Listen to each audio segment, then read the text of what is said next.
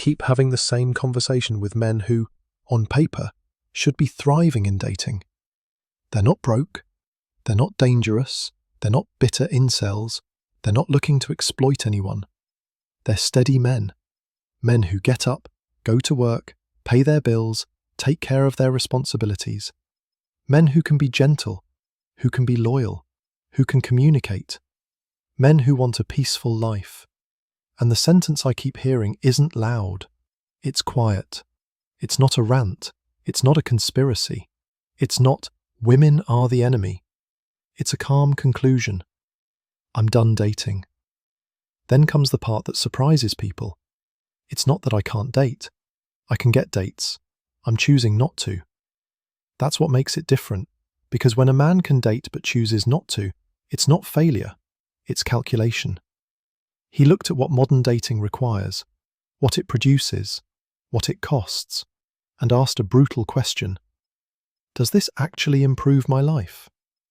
And for a growing number of good men, the answer is no. In this video, I'm going to explain why good men quietly quit modern dating. Not to blame women, not to glorify loneliness, not to act like men are perfect, but to describe the pattern that keeps showing up again and again in real life. Because if you felt it, if dating started feeling less like connection and more like stress, you're not imagining it. When people hear good men, they often imagine a superhero. That's not what I mean. I mean men who do the basics well. They have emotional regulation most days. They take responsibility. They can hold a job and build stability. They don't need constant drama to feel alive. They have empathy. They're not trying to win every conversation. They can commit and they mean it. They're not perfect, but they're consistent. These men aren't rare, but here's what's happening. A lot of them are becoming invisible to the dating market. Not because they disappeared into misery, but because they opted out quietly. They stopped advertising themselves. They stopped auditioning. They stopped swiping. They stopped chasing attention. They're still out there. They're just no longer participating. Dating has always been messy. People always pretended a little. They always got nervous. They always made mistakes. But there was something modern dating used to have more of: context. You met people through friends, family, school, neighborhoods, workplaces, church or community groups, hobbies and clubs. Even when you met someone randomly, you still lived inside a social fabric. That fabric did something important. It created accountability. If you dated your friend's cousin, you couldn't just treat them like a disposable option. If you dated someone from your community, your reputation mattered. If you behaved badly, there were consequences. Modern dating removed much of that fabric. Now you can ghost, breadcrumb, keep backups, vanish, reappear, treat people like an experiment, and there's almost no cost. That shift changes behaviour, not just men's behaviour, women's too. But good men tend to be especially sensitive to environments where effort isn't respected, honesty isn't rewarded, consistency isn't valued. People behave like they're shopping, not bonding. So when they step into modern dating, many of them feel like, this isn't relationship building, this is a marketplace. People think dating apps are just a tool. But apps didn't just create a new way to meet people, they created a new psychology. Because once your romantic life becomes a marketplace, your brain starts behaving like a consumer. And this affects everyone, men and women. 1. The catalogue effect. When you scroll people like products, you start evaluating like a buyer. Could I do better? What's the downside? What if there's someone hotter, richer, funnier, one swipe away? Even if you want commitment, your brain is trained for comparison. 2. The attention economy. On apps, attention becomes the main currency. Some people get addicted to the feeling of being wanted, not by one person, but by many. That's not love, that's dopamine. And dopamine doesn't build stable relationships, it builds restless desire. 3. The audition dynamic. For many men, especially men who aren't models, apps feel like an endless audition. You're not talking to one person, You're competing with a stack of men she can reach instantly, while also competing with her peace, her routine, her friends, and sometimes her lingering attachment to the past. A good man looks at this and thinks, I'm 40 years old. I already earned respect in my life. Why am I auditioning to be treated decently? That's not arrogance. That's a reasonable reaction. For a lot of men, the shift happens in a moment. Not always dramatic, sometimes quiet. It might be you're at a dinner where you're trying to impress people you don't even like, and suddenly you feel disgusted with yourself. Or you get a promotion you chased for years and it feels empty. Or you realize you've been working late for a decade and your kids are basically grown. Or you look at your marriage and you see how many decisions you've made out of fear. Or you're alone in your house after a breakup or divorce, and instead of feeling destroyed, you feel relief. Not joy, not party relief, physical relief, like your body finally exhaled. And then you have a thought you wouldn't have allowed yourself before.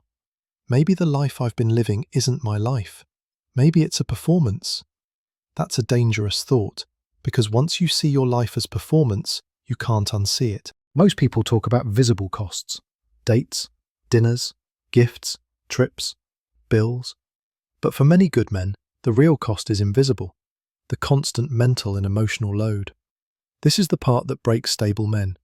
Because stable men are the ones who communicate calmly, avoid chaos, take responsibility, try to fix problems, regulate themselves. And when they date someone who doesn't have those traits, they become the emotional manager, the mood stabilizer, the conflict diffuser, the adult in the room. Over time, that role becomes exhausting. Emotional load looks like scanning tone and body language, constantly adjusting words to avoid a blow-up, anticipating reactions, being punished for honesty, being punished for silence, being punished for boundaries, having to prove love repeatedly, dealing with moving goalposts, absorbing stress you didn't create.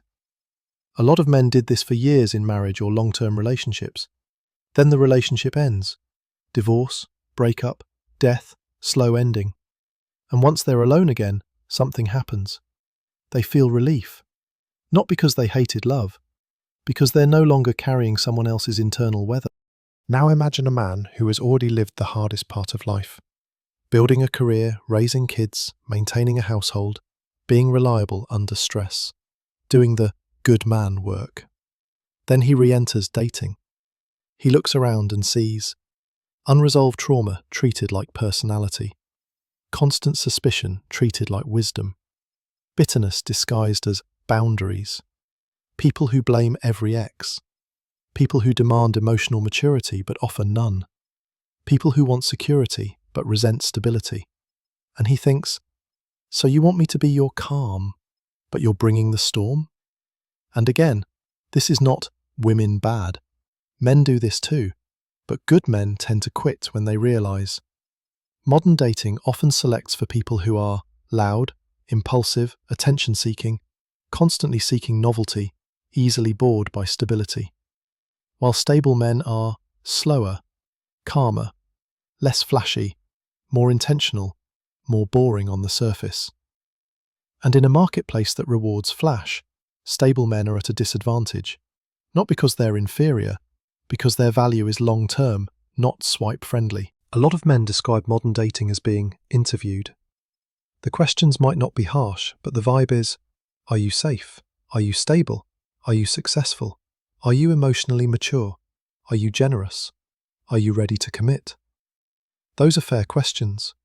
But here's what makes good men quietly quit. Sometimes the evaluation feels one-directional. It feels like, prove your worth, while I decide if I feel like showing up. And men ask privately, what am I being offered in return? Not sex, not looks, not feminine energy. Real offerings, peace, warmth, respect, accountability, consistency, emotional reciprocity, partnership, kindness. If a man doesn't see those being offered, he loses motivation. Because he's not 25 anymore.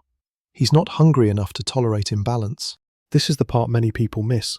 When good men quit dating, they don't always become lonely hermits. Many become healthier than ever. They rebuild friendships, become calmer fathers, improve fitness, travel, learn skills, build projects, sleep better, stop performing, heal. And because they're not chasing attention, you stop seeing them. This is why some women say, "Where are all the good men?"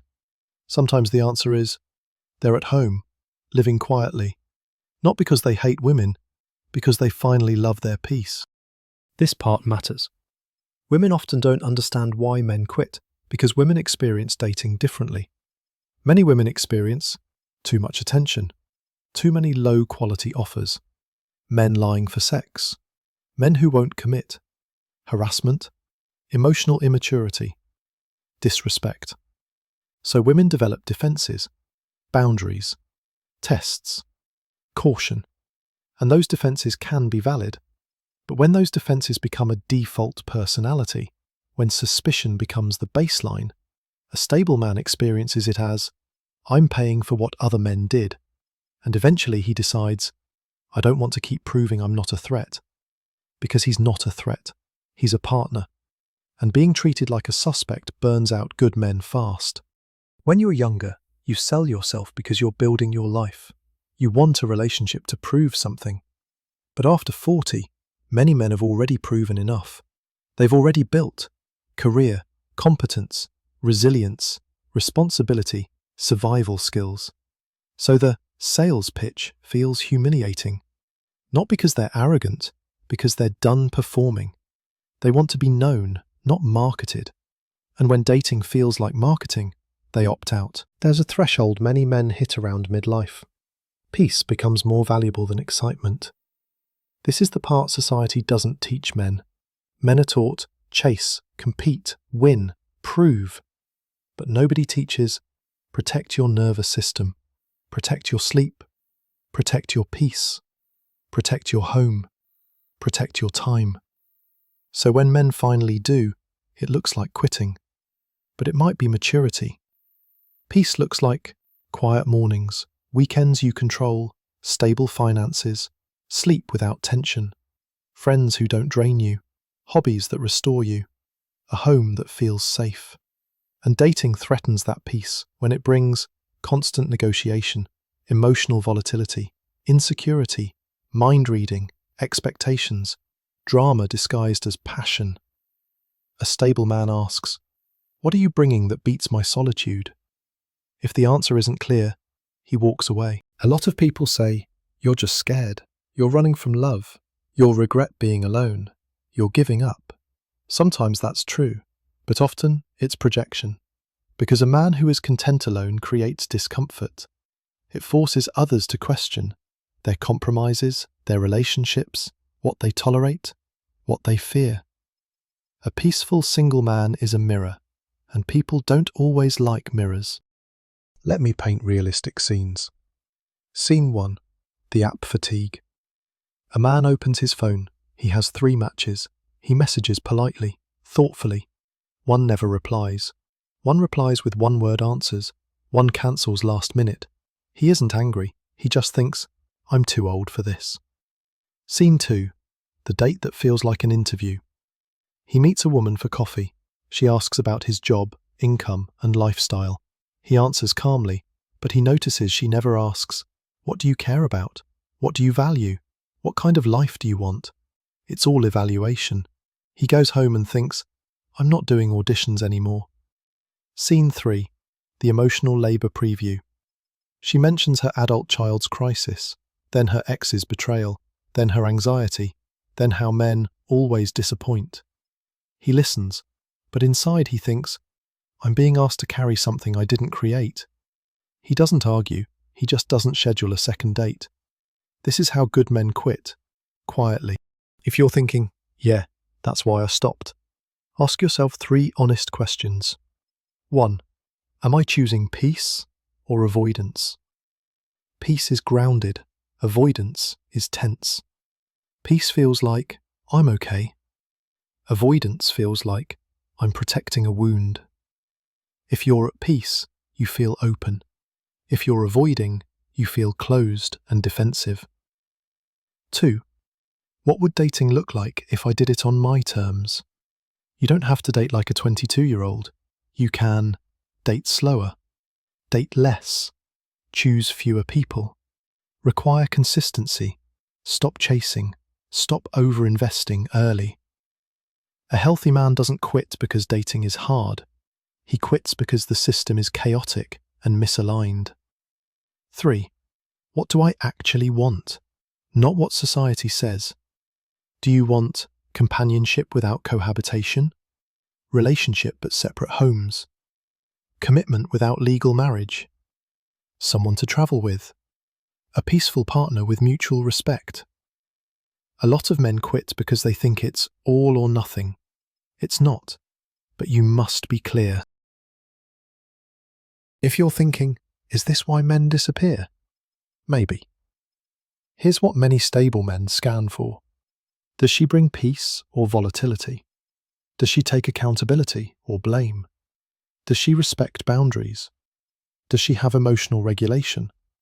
Does she offer reciprocity? Does she want partnership or control? Does she treat love as teamwork, not leverage? This isn't about perfection. It's about being safe to build with. Stable men are less attracted to fireworks now. They want calm kindness, respect, consistency. If a man has peace alone, the relationship must be clearly better than solitude. That is the standard now. Modern dating is hard for everyone. Men suffer from rejection, feeling disposable, being reduced to utility, being treated like a suspect, being evaluated constantly. Women suffer from being sexualized, being lied to, feeling unsafe, being pressured, being used.